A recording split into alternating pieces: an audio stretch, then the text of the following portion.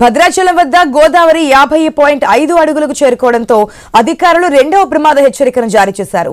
గోదావరికి ఎగువన ఉన్న ప్రాజెక్టులు ఉపనదుల నుంచి భారీగా వరద నీరు వచ్చి చేరుతుండటంతో భద్రాచలం వద్ద గోదావరి వరద ఉధృతి అంతకంతకు పెరుగుతూ వస్తోంది. నిన్న రాత్రి 10 గంటలకు 48 అడుగుల వద్దకు చేరడంతో రెండవ ప్రమాద హెచ్చరికను కూడా జారీ చేశారు అధికారులు.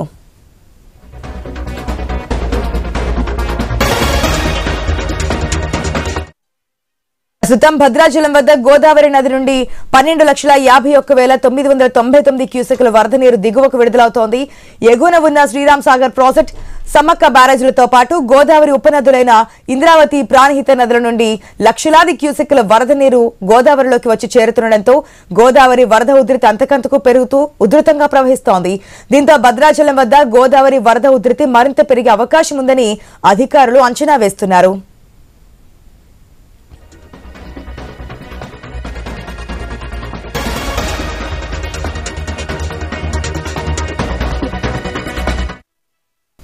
గోదావరి వరదల నేపథ్యంలో ముంపుకు గురయ్యే లోతట్టు ప్రాంత ప్రజల కోసం అవసరమైన పునరావాస కేంద్రాలను ఏర్పాటు చేయనున్నట్లుగా భద్రాద్రి జిల్లా కలెక్టర్ జితేష్ వి పాటిల్ తెలిపారు. వరదల పట్ల అధికార యంత్రాంగం అప్రమత్తంగా ఉండాలని ఆదేశించారు. గోదావరి పరివాహక ప్రాంత ప్రజలు అప్రమత్తంగా ఉండాలని, వాగులు, నదులు దాటే ప్రయత్నం చేయకూడదని, జాలర్లు కూడా చేపల వేటకు వెళ్లొద్దని సూచించారు. పెరుగుతున్న వరదల దృష్ట్యా భద్రాద్రి కొత్తగూడెం జిల్లా collectorate, Bhadrachalam sub collector, ITDA కార్యాలయాల్లో కంట్రోల్ రూమ్లను కూడా ఏర్పాటు చేశారు. రైట్, ప్రజెంట్ పైనుంచి వస్తున్నటువంటి వరదలు, అదేవిధంగా ఏపీలో కురుస్తున్న వర్షాలు, 2 తెలుగు రాష్ట్రాల్లో కురుస్తున్న వర్షాల నేపథ్యంలో అన్ని ప్రాజెక్టులు కూడా నిండుకుండను తలపిస్తున్నాయి. అదేవిధంగా భద్రాచలంలో కూడా ఇప్పటికే రెండవ ప్రమాద హెచ్చరిక జారీ చేసినట్టుగా తెలుస్తోంది. అప్డేట్స్ మా ప్రతినిధి నవీన్ ద్వారా తెలుసుకుందాం. Right, good morning Naveen.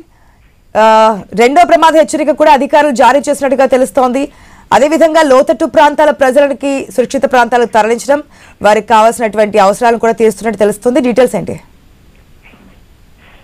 Bhadrachalam Godavari మొత్తం ఉగ్రరూపం దాల్చుతున్నట్టు పరిస్థితిగా పడుతుంది. ఇప్పటికే చూసుకున్నట్టయితే నిన్న రాత్రి 48 అడుగులు చేరడంతో కూడా రెండో ప్రమాద హెచ్చరికని జారీ చేశారు అధికారులు. ప్రస్తుతానికి గోదావరి భద్రాచలం వద్ద 50.5గా అక్కడ వరద ఉధృత కొనసాగుతున్న పరిస్థితి కనపడుతుంది. పూర్తి స్థాయిలో కూడా 53 అడుగులు చేరితే మూడో ప్రమాద హెచ్చరిక కూడా జారీ చేస్తామని చెప్పేసి అధికారులు చెప్తూ, ఇంకా 2.5 అడుగులకి ఇంకా పెరుగుతూ మాత్రం ఖచ్చితంగా మూడో ప్రమాద హెచ్చరిక కూడా జారీ చేసే అవకాశం ఉంటుంది. అదే క్రమంగా గోదావరి పెరుగుతుందని చెప్పేసి కూడా అధికారులు చెప్తున్న పరిస్థితి ఇక్కడ ఉంది. ఇప్పటికే పునరావాస కేంద్రాలకు సంబంధించి గోదావరి ముంపు సంబంధించినటువంటి గ్రామాలు ఎక్కడ ఉంటాయో ఆ గ్రామ ప్రజలందరినీ కూడా మొత్తం పూర్తి స్థాయిలో కూడా సురక్షిత ప్రాంతాలకు తరలించే ప్రయత్నం కూడా జిల్లాధికారులు చేస్తున్నారు. పూర్తిగా వరద ఏదైతే ఉందో పోర్టుకు సంబంధించి పూర్తి స్థాయిలో కూడా ఆ ముంపుకు సంబంధించినటువంటి గ్రామాలని అప్రమత్తం చేయడం, ఇమీడియట్ గా పునరావాస కేంద్రాలు గతంలో ఎక్కడైతే ఏర్పాటు చేశారో ఆ ప్రాంతంలో మళ్ళీ పునరావాస కేంద్రాలు ఏర్పాటు చేస్తారు. ఆ ప్రాంతాలకు మొత్తం కూడా వాళ్ళైతే తరలించేటువంటి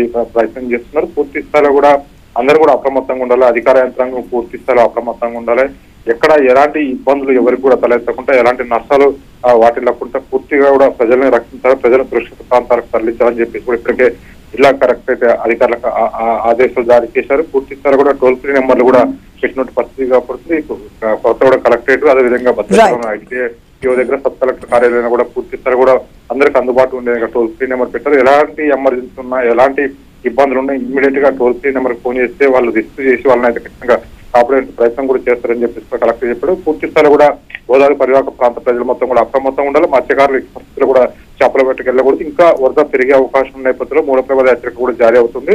ఇప్పటికే కొన్ని ప్రాంతాలకు రాకపోకలు మొత్తం కూడా అధికార యంత్రాంగం నిలిపివేసినట్టు పరిస్థితిగా పడుతుంది. గోదావరి వరద కోటెత్తులతో ప్రధాన రహదారులపై కూడా వరద చేరడంతో కూడా కొన్ని గ్రామాలకు పూర్తి స్థాయి కూడా ఛత్తీస్గఢ్ తో పాటు అదేవిధంగా ఇటు ఒడిశా, అదేవిధంగా ఆంధ్రప్రదేశ్కి వెళ్ళే కొన్ని దారులు మొత్తం కూడా పూర్తి స్థాయి కూడా నిలిపేసినట్టు పరిస్థితి మనం చూడవచ్చు. ఎందుకంటే ప్రధాన రహదారులపై కూడా గోదావరి వరద పోటెత్తులతో కూడా పూర్తి స్థాయి కూడా వాహనాలు అయితే నిలిపేసినట్టు పరిస్థితి ఇక్కడ కనపడతా ఉంది. ఆశ.